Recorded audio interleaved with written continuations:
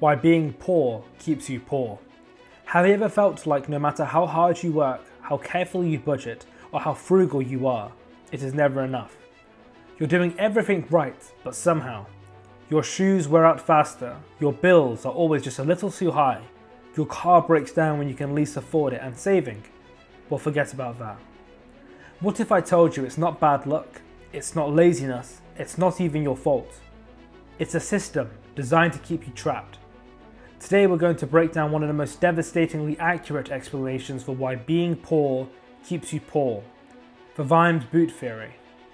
And if you stick with me to the end, I'll not only explain the concept, but show you how exactly this hidden trap plays out within your life, and how to start thinking differently. Chapter 1. The Theory.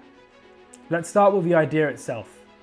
Terry Pratchett, in his Discworld novels, wrote about a man named Sam Vimes, a cynical, street-smart city guard who grew up poor. Here's what he says. The reason that the rich were so rich was because they managed to spend less money. Here's how he breaks it down.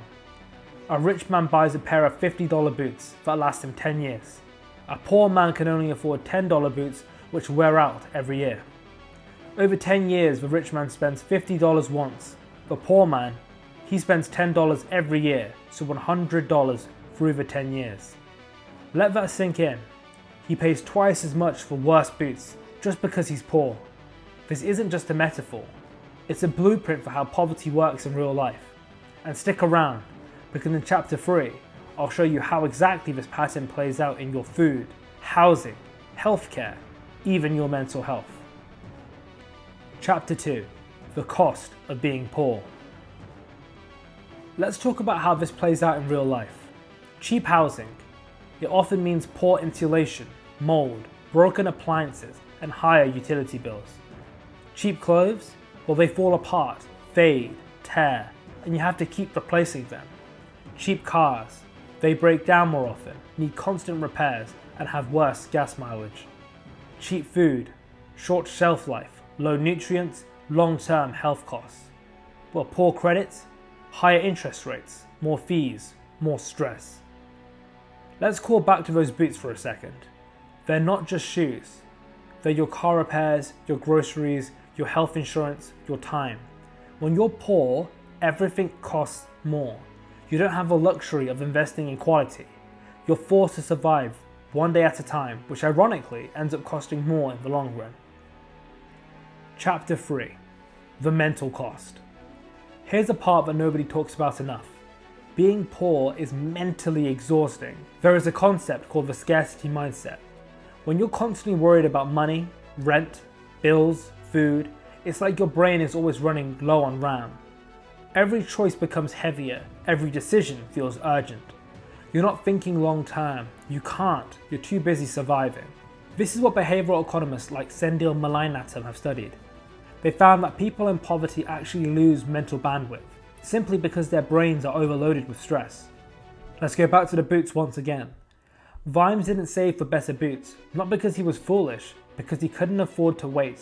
He had to get something now, even if it would cost him later. It's the same with payday loans, fast food, dollar stores, and cheap cars.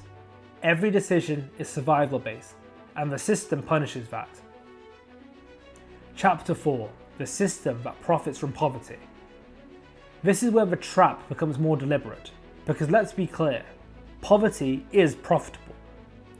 Fast fashion. Sell low quality clothes that wear out fast, so you have to buy more. Payday lenders. They make billions off desperation with 300% interest rates. Credit card companies. They feast on late fees and minimum payments. Cheap landlords.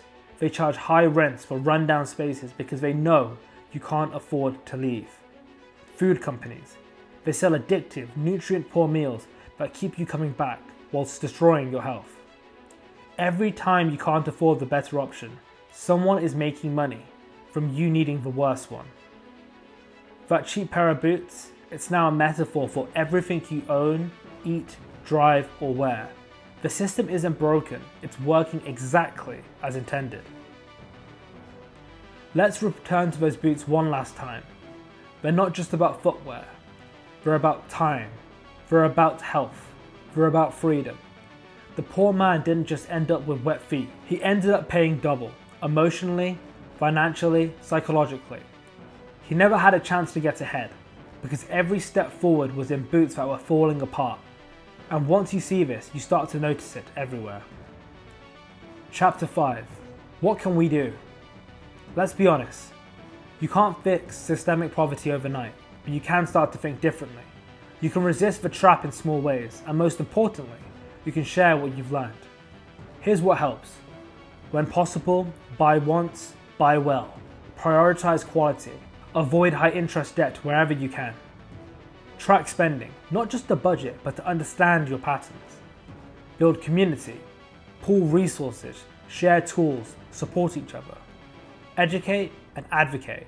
The more that people see the system clearly, the harder it becomes to justify. Because awareness is step one, and once you name the trap, you can begin to walk around it.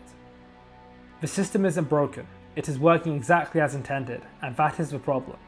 Vimes' Boot Theory might have just started in a fantasy novel, but for millions of people around the world, it is real, every single day. So if you're watching this and thinking, this is me, know this, you're not lazy, you're not failing, you're walking through life in boots that were never made to last. Drop a comment if you ever lived through a Vimes boot moment. Share this with somebody who needs to hear it, and subscribe because we're going to keep exposing the system that keeps us small. The first step to freedom is seeing the trap.